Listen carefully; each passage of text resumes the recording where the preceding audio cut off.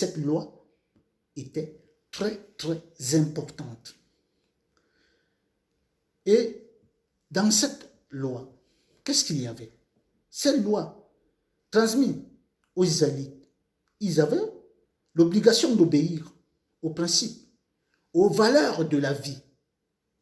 Ce n'était pas la vie de Dieu, mais de leur propre vie, de la vie de leurs compagnons. Lisez les 10 commandements, lisez les prescriptions, les lois que Dieu donne. Cette loi nous concerne d'abord notre propre vie et la vie de nos semblables. Et le Dieu ajoute ces petites règles qu'ils devaient respecter.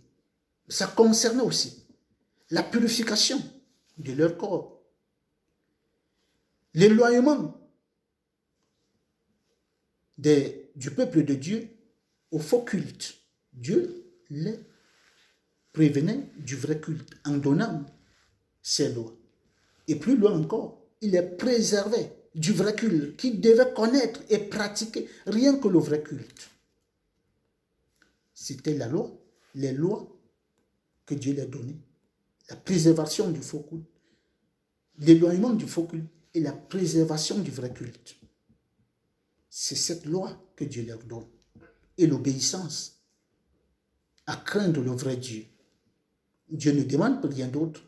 Sa crainte, le respect pour son nom, de ne pas jurer d'une façon en trompant son compagnon, mais de craindre le vrai Dieu. Mais tout le reste de ces commandements, c'est pour notre propre vie et la vie des autres. Cette alliance a eu lieu en 1513 avant notre ère, au sommet du mont Sinaï. Le peuple, à son tour, devait se soumettre au législateur le plus grand par obéissance. Pour ces lois n'étaient qu'une ombre de bonnes choses à venir, dont la fidélité avait une grande valeur. Cela permettrait au peuple d'être non seulement le seul peuple de Dieu sur la terre, oui, il devait être le seul peuple sur la terre en appliquant ces lois, parce que Moïse était le médiateur, le prêtre, il était le prophète. C'était le seul peuple de Dieu où ils avaient un guide spirituel qui était Moïse. Cette alliance apportait des bienfaits aussi à d'autres nations. Oui, Israël, lorsqu'il sortait de l'Égypte, beaucoup de peuples l'ont suivi. Ils ont vu les 10 plaies frapper les Égyptiens. Et beaucoup d'autres nations se sont accourues vers le peuple de Dieu et les ont accompagnés. Ils sont sortis avec eux, ils ont décidé de suivre le vrai Dieu parce qu'ils avaient vu la main puissante du Très-Haut. Ces peuples étaient convaincus que la main puissante et les œuvres prodigieuses et la connaissance de Dieu les impressionnaient. Et plus tard, cette alliance de la loi, le prophète Jérémie avait annoncé que l'alliance de la loi sera rompue. Donc c'était pour un temps bien déterminé. Oui, si nous lisons dans le livre du prophète Jérémie, au chapitre 31, au verset 31 à 34, Jérémie 31, 34, nous voyons que Dieu avait annoncé une nouvelle alliance. Il dit, écoutez, déclare Yahvé, un jour viendra où je ferai avec le peuple d'Israël et avec le peuple de Juda une alliance nouvelle. Cette alliance ne serait pas comme celle que j'ai faite avec leurs ancêtres le jour où je les ai pris par la main pour les faire sortir d'Égypte. Mon alliance qu'ils ont rompue alors que moi, j'étais leur véritable maître, déclare le souverain Seigneur. Car voici l'alliance que je ferai avec le peuple d'Israël d'après ces jours-là, déclare le Tout-Puissant, je mettrai ma loi au-dedans d'eux et je l'écrirai dans leur cœur. Oui, je deviendrai leur Dieu et ils deviendront mon peuple. C'est Dieu qui le déclare là, à ce moment. Ils ont rompu l'alliance et lui déclare maintenant, il va faire une nouvelle alliance avec le peuple. Ce ne sera plus le code écrit. Parce que nous connaissons que la loi était au temple où on lisait la loi. Dans le temple, il fallait aller écouter, il fallait s'asseoir, il fallait être enseigné. Cette loi n'était pas lue à n'importe quel endroit. Et Dieu dit non. Maintenant, la loi, ce n'est plus au temple, mais c'est dans le cœur, dans votre esprit. Où chacun de nous aura cette loi au fond de son cœur. Nous voyons un peu la puissance de Dieu. De pouvoir mettre les écrits sacrés, sa volonté dans notre cœur, dans notre esprit. C'est la nouvelle alliance dont l'ancien, par le prophète Jérémie, il avait déclaré que l'ancienne alliance de la loi sera rompue.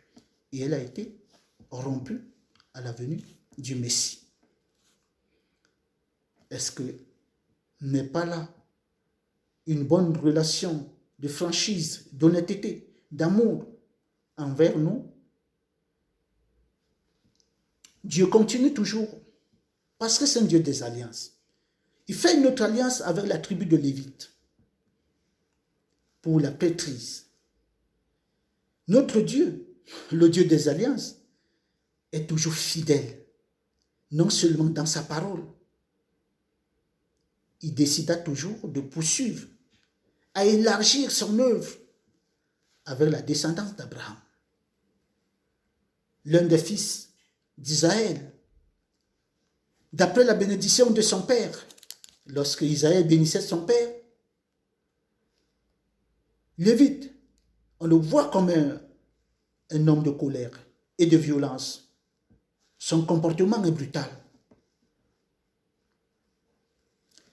Lorsqu'il se réunit, ses frères tremblent parce que c'est un homme coloré, d'après les bénédictions que son père nous donne au départ. Mais, qu'est-ce qui se passe?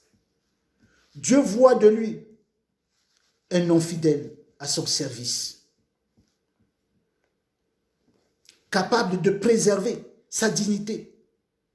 Et là, Dieu décide de conclure avec lui une alliance de la prêtrise. Ces fonctions nécessitent le plus haut sommet de la sainteté, de la pureté et de la confiance absolue. L'installation de la prêtrise a eu lieu au mois de Nissan, dans toujours le même désert de Sinaï.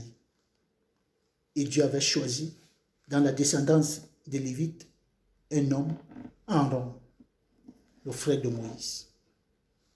Et ses fils, ils devaient occuper les fonctions de prêtre. Vous savez, dans le plan divin, l'humanité ne peut que retrouver la perfection perdue par le moyen de la prêtrise. Il n'y a que la prêtrise qui accompagnera l'humanité à la perfection.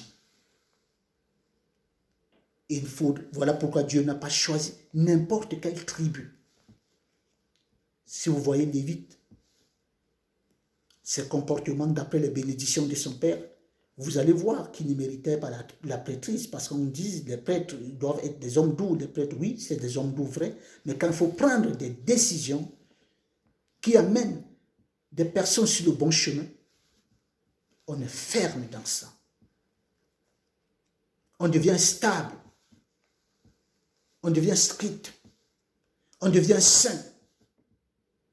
Parce que là, il n'y a pas de jeu. Des prêtres, des pasteurs, des hommes de Dieu reçoivent des critiques. Oui, c'est vrai.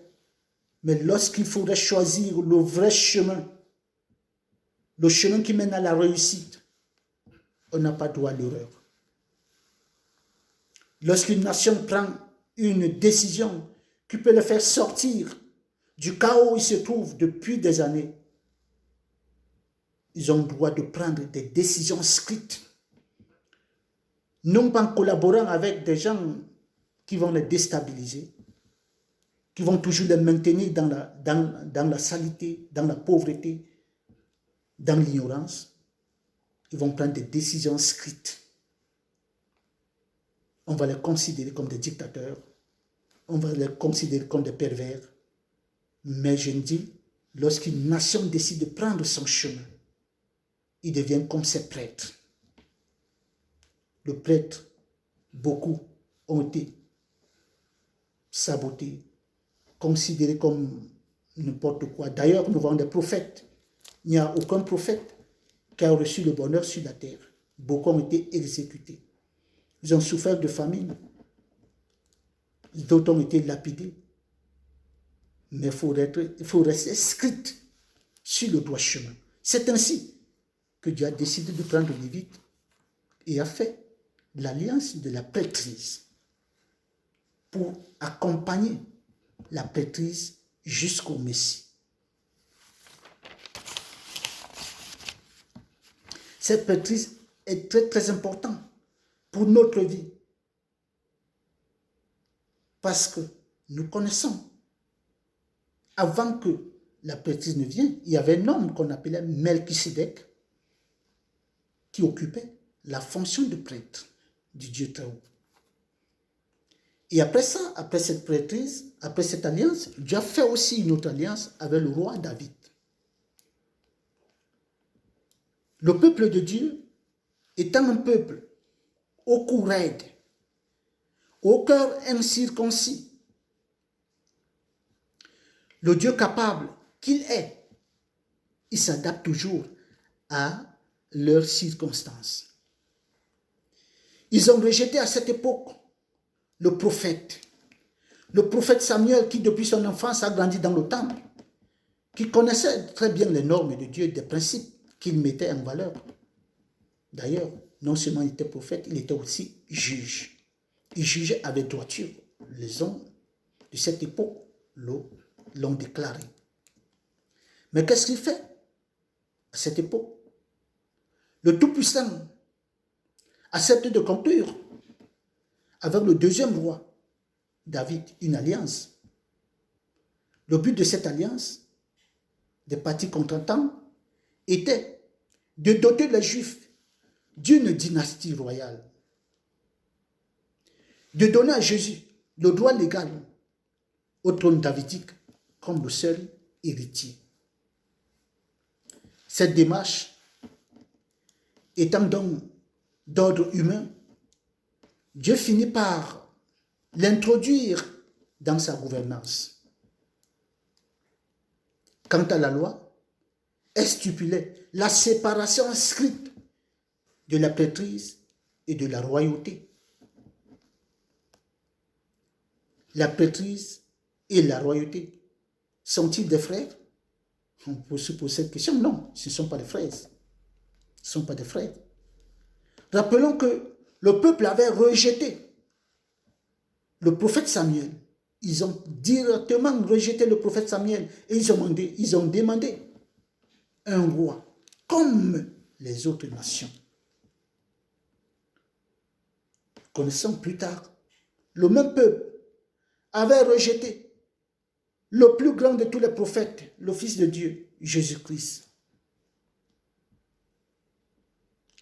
Dieu, dans sa conquête de sauver les vies, décide d'établir une alliance d'obéissance avec le roi David. Pourtant, dans son plan d'action, il n'avait pas prévu la royauté dans sa gouvernance. Mais comme le peuple a rejeté le prophète Samuel, pas n'importe quel Samuel, qui est parti au temple, qui a grandi au temple, est parti au temple à l'âge de 3 ans, toute sa vie, il a passé au temple. C'est ce prophète qu'ils ont rejeté. Et Dieu dit, Dieu a rappelé à ce peuple, alors, ce prophète, ce n'est pas toi qu'ils ont rejeté, mais c'est moi, donc le Dieu Tout-Puissant, que c'est lui qu'ils ont rejeté. Et là, Dieu a accepté finalement, comme il s'adapte à des situations. Imaginez un homme saint qui est au plus haut sommet de la sainteté, mais qui s'adapte à la volonté égoïste des humains. Il est introduit dans sa gouvernance et la prêtrise et la royauté, même si les deux sont séparés. Vers la fin, Dieu continue à établir une autre loi, une autre alliance, la nouvelle alliance. Cette alliance, la nouvelle, fut unilatérale, unibilatérale, pardon, Dieu étant le législateur et l'autre partie contractante, Jésus et ses apôtres. Jésus étant la pierre principale de l'encre. Nous voyons dans le livre d'Isaïe que Jésus, Dieu a fait une alliance. Cette alliance qui est nouvelle n'est pas charnelle, elle est plutôt spirituelle. Le Fils de Dieu est rempli d'un esprit de sagesse, de discernement, d'esprit. Et nous l'avons trouvé. Quand Dieu conclut cette alliance dans le livre d'Isaïe, Isaïe au chapitre 11, nous allons voir cette alliance, que la nouvelle est, parce que Isaïe l'avait déclaré. Une petite branche sortira de la source de Yessé, et une pousse issue de ses racines produira du fruit. L'esprit de Yahvé se posera sur lui, l'esprit de sagesse et d'intelligence, l'esprit de conseil et de force, esprit de connaissance et de crainte de Yahvé. Et il aura plaisir à craindre l'Éternel. Il ne jugera pas sur les apparences, ni ne corrigera personne simplement d'après ce qu'il entendra. Il jugera les petits avec justice et corrigera avec droiture pour le bien des humbles de la terre. Il frappera la terre avec le bâton de sa bouche et fera mourir le méchant avec le souffle de ses lèvres. La justice sera la ceinture autour de sa taille et la fidélité sera la ceinture de ses hanches. Le loup se reposera quelque temps avec l'agneau, le léopard se couchera avec le veau, le lion et l'animal engraissé seront tous ensemble et un petit garçon les conduira. La vache et l'ours brouteront ensemble et ensemble aussi se coucheront leurs petits. Le lion mangera de la paille comme le taureau. Le nourrisson jouera à côté du repaire du cobra et l'enfant sevré mettra sa main sur le trou où se cache le serpent venimeux. Nous voyons ici cette alliance, cette nouvelle alliance, une alliance de paix. Une alliance de paix absolue que Dieu établit en ce moment. La nouvelle alliance. Il parle aussi, dans son royaume, Jésus est le grand berger des brebis. Et son royaume est éternel. Tous ceux qui sont nés seront nés d'esprit, parce qu'on nous parle d'esprit de sagesse, d'esprit de connaissance, d'esprit de ceci. Nous sommes donc, dans la nouvelle alliance, les fils de l'esprit. Nous agissons parce que Dieu a permis que la loi soit dans notre cœur, dans notre esprit. Nous sommes tous des fils de l'esprit dans la nouvelle alliance. Donc si nous gardons à l'esprit que le code de la loi n'est plus, bien sûr que nous devons la lire pour qu'elle reste dans notre cœur, mais nous sommes transportés par l'Esprit de Dieu. Si nous le voulons, parce que c'est question de volonté, l'alliance n'est pas quelque chose qu'on force, mais nous l'acceptons parce que, et que quand on accepte, ça reste dans notre cœur, ça reste dans notre esprit. Nous la méditons jour et nuit. Voilà pourquoi cette alliance, elle est très très importante. C'est ça que nous devons connaître, nous battre, pour que nous soyons non pas les fils de la chair, mais plutôt les fils de l'esprit. Est-ce que cette alliance n'est pas meilleure? Elle est meilleure. Nous n'allons plus marcher entourés des sacs, des choses qui pèsent sur nous. Nous allons marcher les mains libres, les bras libres, mais tout est dans notre cœur. Et là, il y a une autre alliance, l'alliance que Jésus a faite avec ses disciples. Le Seigneur Jésus contracte cette alliance à la veille de sa mort, autour du siècle, au coucher du soleil, en l'an 33 de notre ère. On va se poser la question, mais pourquoi conclut-il l'alliance alors qu'il a été envoyé par son Père? Oui, lui-même l'explique pourquoi il conclut cette alliance dans le livre de Luc, au chapitre 22. Jésus explique pourquoi il conclut l'alliance avec ses disciples. Luc, chapitre 22, versets 28 à 30. Verset 28 à 30, il dit, « Cependant, vous êtes ceux qui sont constamment restés avec moi dans mes épreuves, et moi, je fais avec vous une alliance pour un royaume, tout comme mon Père a fait une alliance avec moi, pour que vous mangiez et buviez à ma table dans mon royaume et que vous siégez sur des trônes pour juger les 12 tribus d'Israël. » Qu'est-ce que Jésus dit?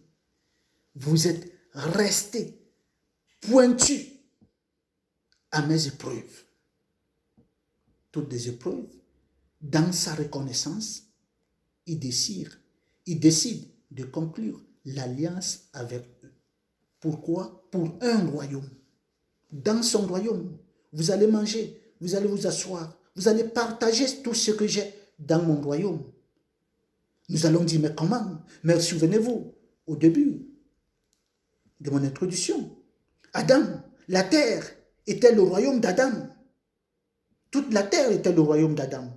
À cette époque, personne n'imaginait si la mort n'était pas introduite sur la terre. Et Adam restait aujourd'hui sur toute la terre. Il se voyait comme le Père qui a donné naissance à tout ce qui est sur la terre, à tous les humains qui sont sur la terre. Imaginez cette gloire qu'il pouvait avoir aujourd'hui. Mais malheureusement, et c'est là où d'autres personnes sont restées fidèles dans leur royaume, parce que Dieu place des humains dans leurs entités, des anges, pour couronner. La terre n'est qu'une petite partie, une infime partie de l'univers. Et Adam, lui, dans son royaume, il a échoué. Mais d'autres anges sont restés fidèles à Dieu, là où Dieu les a placés. Et là où c'est là où Jésus les appelle, il nous appelle en tant qu'humains, que dans son royaume, vous allez vous asseoir, vous serez comme des juges. Non seulement des prêtres, mais aussi des juges pour juger les autres. Il est donc un vaste territoire de commandement pour pouvoir exercer aussi l'autorité parce qu'ils sont restés pointus à ces épreuves. C'est ça qui est très important pour notre vie. La fidélité. Adam a perdu ce qui lui revenait. En écoutant le menteur, le père du mensonge, la jalousie, parce qu'il a haï Adam. Il a haï franchement Adam. Et nous, qu'est-ce que nous devons faire? Nous devons montrer l'exemple des hommes fidèles, comme Noé, où Dieu a fait l'alliance avec Noé, avec Abraham, qui s'est montré fidèle. Bien sûr, nous aussi, la fidélité auprès de notre Dieu est très importante. Qu'est-ce que Dieu dit dans ces alliances, qu'est-ce que ça nous remarque? De ne pas faire confiance aux humains. De ne pas faire confiance aux humains. Parce qu'Adam, lui, il a voulu faire confiance à Satan qui est venu le tromper. Alors que Satan lui avait d'autres démarches. Et c'est la même chose. Des accords que des nations signent. Est-ce que cela peut franchement vous aider? Non, jamais. Imaginez depuis l'époque de l'esclavage. Imaginez toutes ces choses que vous traversez depuis des années. Aucune nation ne peut aider une autre d'être au sommet. Il n'y a que le seul vrai Dieu, à qui nous devons mettre confiance. Les gens veulent seulement mettre d'autres sous des bottes, comme Satan a voulu mettre Adam sous sa domination. Et nous devons éviter. Il ne faudrait pas que si la pluie vient du ciel, ça passe par la toiture d'une autre personne. Soit doit venir directement du ciel sur nous. Parce que Dieu le veut. C'est l'important des alliances. L'adoration à un seul Dieu. La fidélité à un seul Dieu dans son plan.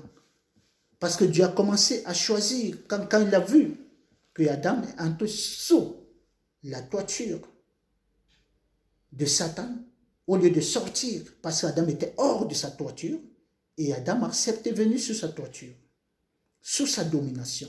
Nous devons éviter de faire cela. Que ce soit nos frères, que ce soit nos sœurs, que ce soit notre famille. Nous devons éviter de faire entrer des gens sous notre toiture. Nous devons les aider de là où ils sont, de sortir de là où ils sont. S'ils sont dans les ténèbres absolues, nous devons faire les efforts possibles de les sortir de là où ils sont dans ces ténèbres. Comme le Seigneur Jésus l'a fait. Sortir l'humanité. Et le confier à son Père. Et c'est Dieu qui donne les ordres. Et c'est Dieu qui transmet ce message à ses anges. Allez faire ceci, allez faire cela. Pour que l'humanité continue à avancer. Donc l'alliance, la toute première alliance, était l'alliance d'obéissance. Lorsqu'il a raté, Adam a raté, Dieu a fait la seconde alliance avec Noé. Et nous sommes devenus tous les descendants de Noé. Et là maintenant, Dieu a décidé que nous retrouvons la perfection, parce que tout cela ce n'est que de retrouver ce que nous avions perdu. Ce que nous avions perdu. Voilà pourquoi Dieu a fait toutes ces alliances. Il a choisi Noé, il a choisi Abraham. Il a dit à Abraham, sors de là où tu es. C'est comme nous vivons au milieu des ténèbres, dans nos familles. On veut faire ce qui est juste. Les gens nous persécutent, on voit que non. Nous sommes obligés de sortir un peu. Traverser le Jourdain, comme Abraham a traversé Euphrate, traverser le fleuve et arriver à la terre de la promesse. C'était l'essentiel de l'alliance. Nous aussi, faisons de même. Sortir de là où nous sommes. Nous pouvons aussi contracter des alliances avec Dieu. Des personnes à l'époque contractaient des alliances. Si on se souvient des Naziriens, ils décidaient de contracter d'alliance avec Dieu. Ils disaient, bon, sur ma tête, je vais faire peut-être 10 ans, je vais te servir pendant les 10 ans. Je ne boirai pas des alcools. Je ne vais jamais convoiter la chose d'autrui. Je ne vais jamais faire que le rasoir passe sur ma tête. Il met ses principes et il décide de servir Dieu pendant les 10 ans. Les Naziriens le faisaient. Nous aussi. Nous pouvons entrer en relation avec Dieu, contracter une alliance avec Dieu, dire que voici ce que je vais faire. Si je vais faire ceci, je vais faire cela, je vais faire ceci, je vais faire cela. Et je veux aussi que, en le faisant, il faudrait que ma famille, mes enfants, eux aussi font telle ou telle chose. Mais méfions-nous, parfois des alliances que nous contractons, ou d'autres contrats des peuples, des tribus. Je me souviens, à l'époque, ça fait, quand je dis à l'époque des patriarches, peut-être d'autres continuent à le faire, on contractait des alliances, des gens buvaient des crachats. Donc ça veut dire, ils décident, tel peuple décide comme ça, d'autres décident, disent, ok, nous allons faire des alliances de paix, de ceci, ils font des crachats, ils crachent sur des gobelets, ils de boivent. Ça devient sacré. Oui, ça devient sacré. Quand vous parlez déjà, prenez le ciel pour témoin, ça devient sacré. Il faut savoir des alliances qu'on contracte.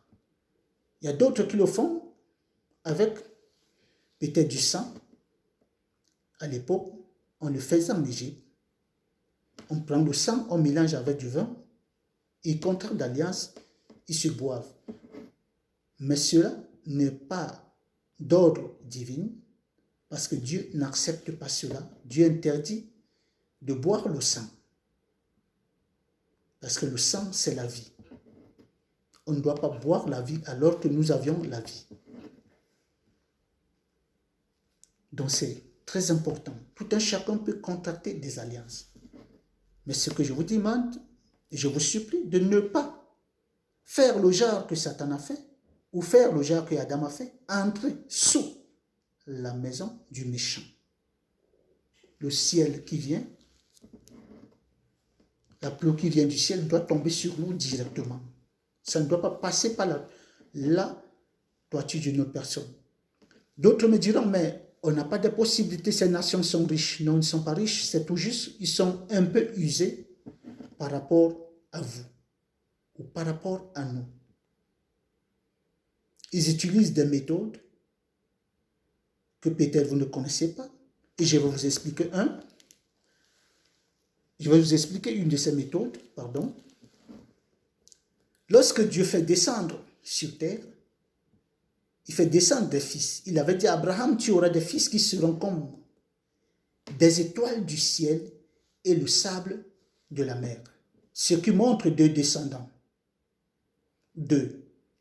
Ce que je vous dis, prenez ça au sérieux, ce n'est pas des blagues.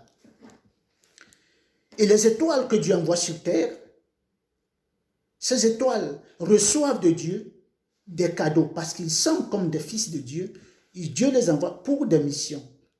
Et parmi ces missions, Dieu les accorde d'abondantes bénédictions.